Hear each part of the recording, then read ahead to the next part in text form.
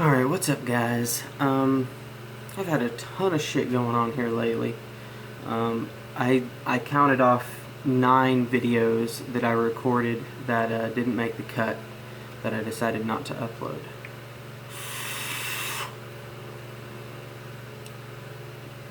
Oh, that's fantastic. Dang.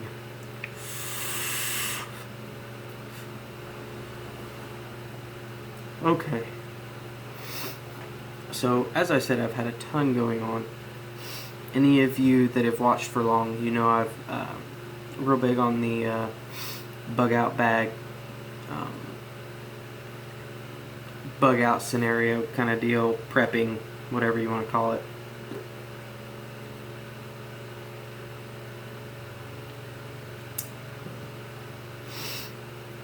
Well, I'm huge into electronics, if you haven't figured that out by now.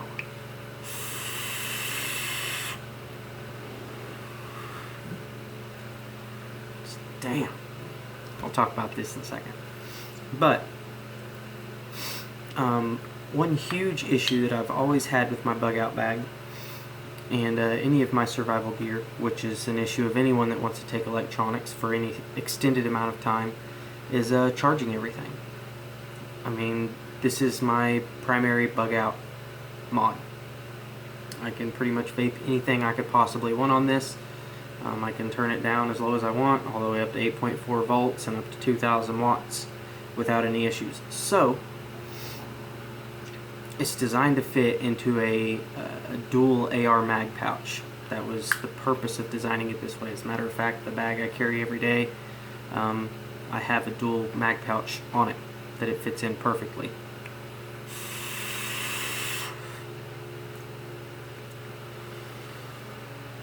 You just gotta find the sweet spot there.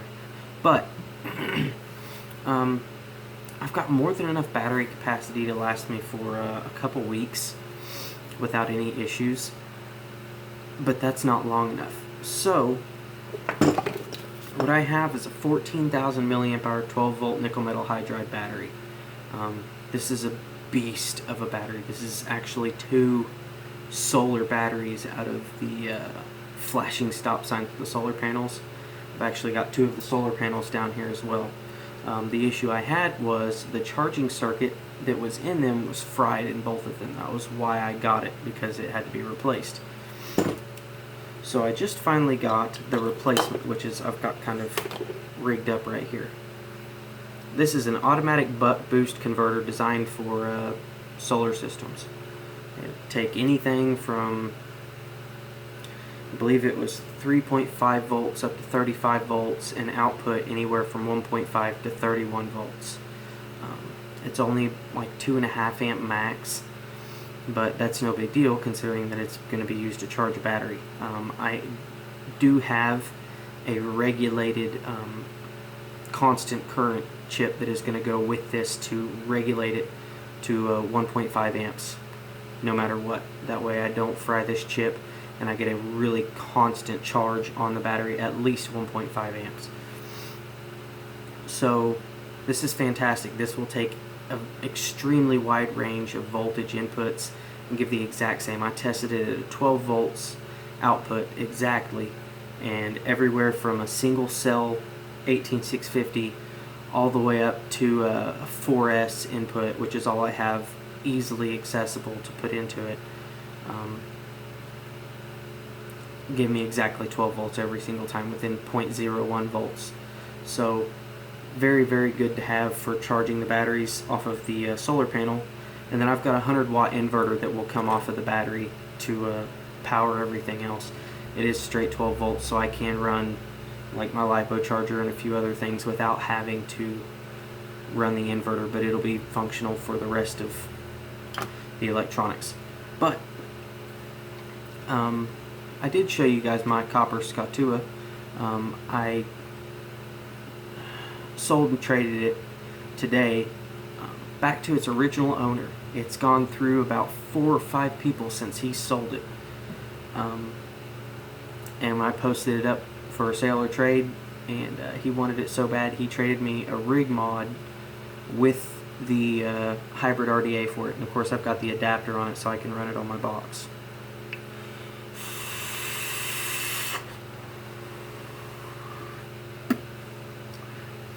I'm gonna have to play with the mod some. I'm still not completely happy with it, but the RDA, for what it is, I really like the design of it.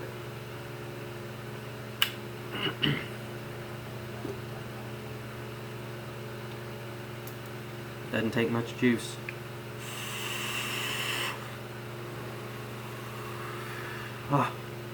But with all that being said, just with the electronics that I have, I can charge almost everything that I have.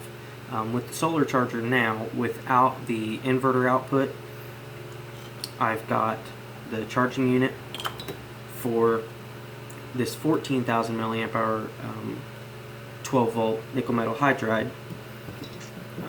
I converted my 3S 5000 milliamp hour LiPo to straight parallel. So this is 4.2 volts, 15,000 milliamp hours. Why would I possibly do that? Some of you might say. Well, here's the deal. The only high voltage or multi-series cells that I even need are for this. I've got the 12 volt nickel metal hydride for any 12 volt supply that I need. This can easily supply 120 watts. That's about its limit, but it can do it without any issues. I've tested it for an extended amount of time without any major issues whatsoever, without any warming of the cells or anything. This can charge my LiPo charger, which can also charge nickel metal hydride or LiPo batteries. It can also do lead acid, which is fantastic. But for the stray USB devices that I can't charge off of my 18650 charger, which has a USB output, this is just an Xtar VC2 Plus. It's a fantastic charger for $10. This is my Baracell charger. This will do down to a quadruple A, and any size battery that will fit in it, basically, it can charge, and it works extremely well. So that's one USB output. That is a stray 18650 charger. I've got my 12 volt 14,000 milliamp hour battery. I've got two 6200 milliamp hour 2 series LiPos. I've got the solar charger, and I've got, I believe I've shown you this, this is a Deans to USB, so you can plug this into a 2 to a 4S LiPo or any 2 to 4S system, 7.4 to 16.8 volt input and a 5 volt 2 amp output. This is great. I carry this around with a USB in case I need to charge my phone on the fly, in case I don't have this with me. Great little backup device to have. So I've got this. I've got 8 18650s that I carry on me every day, and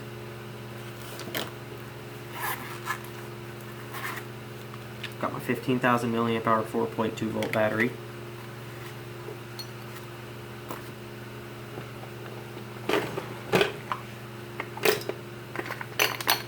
And a total of 16 of these UltraFire 18650s. I think I've shown these to you guys a couple times now. These are very shortly going to be wired up into a 16 parallel battery.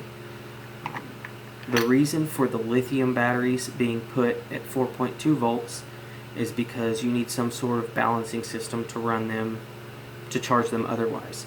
18650s are a pain in the ass to balance charge.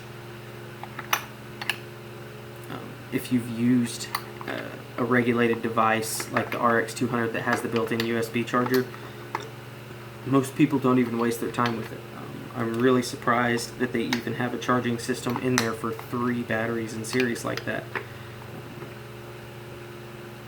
It's awfully dangerous not having a cutoff on it while it's doing that, and it may have some sort of soft cutoff, but that'll be a 16,000 milliamp hour 4.2 volt battery.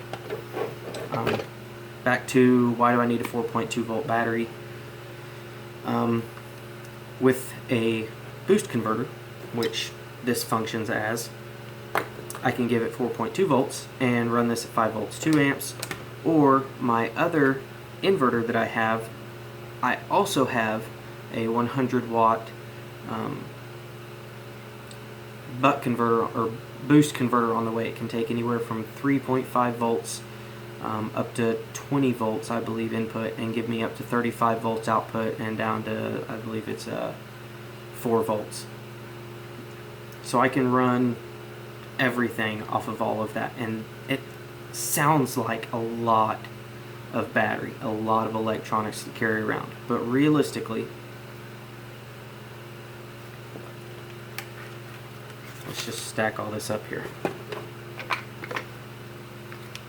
And it's definitely more than you would want to take on the climb up Everest. That's it, minus the LiPo charger, which is a little bit bigger than this. That is not a lot of weight for a ton of capacity, ton of battery, and I figure planning for a bug out scenario, survival scenario, you have no idea how long it's going to be, if it's ever going to end, or if you're ever going to be able to get to any kind of power source again. I've got radios, multiple radios. I've got cell phones for as long as they're useful. I've got e-cigs, lights, fans. There's a plethora of things. Cars, if you got to charge your car battery, I got that covered too. That's the LiPo charger. There's a ton of things that you can do with it. And in my group of prepper buddies,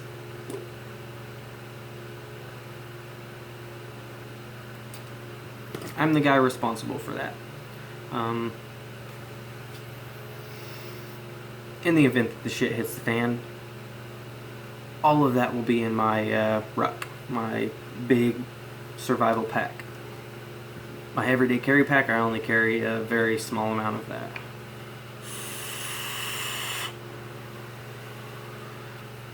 But there's a lot to be gained from having all of that. Obviously, you don't want to advertise it in that scenario.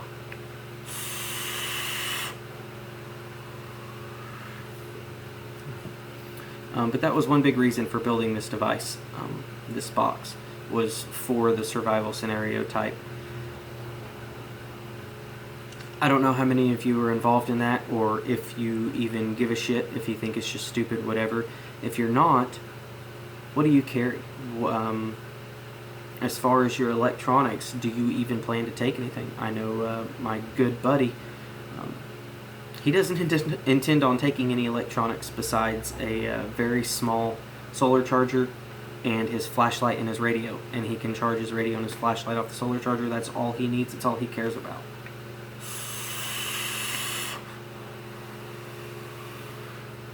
Do you think I'm a little overkill? I very well could be.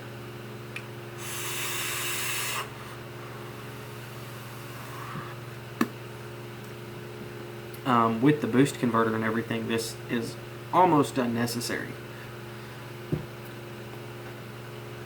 I'm still debating on it. It really needs to be in the pack above any of the others because it's designed for the solar charger. Oh, this.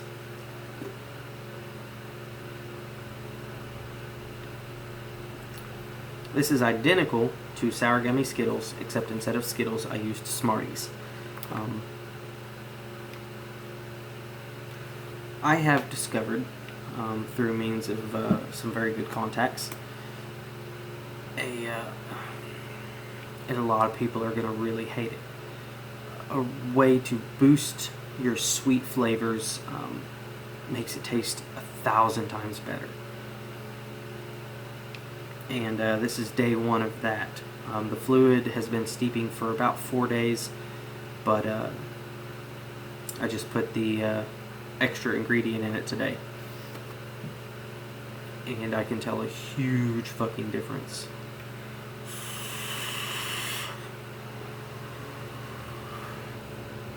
If you want to know what it is, ask me in the comments. I'm not going to divulge it over the interwebs on camera.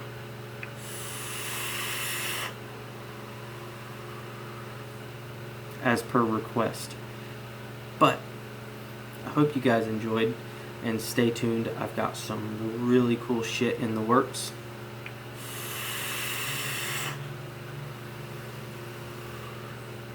Vape on, guys.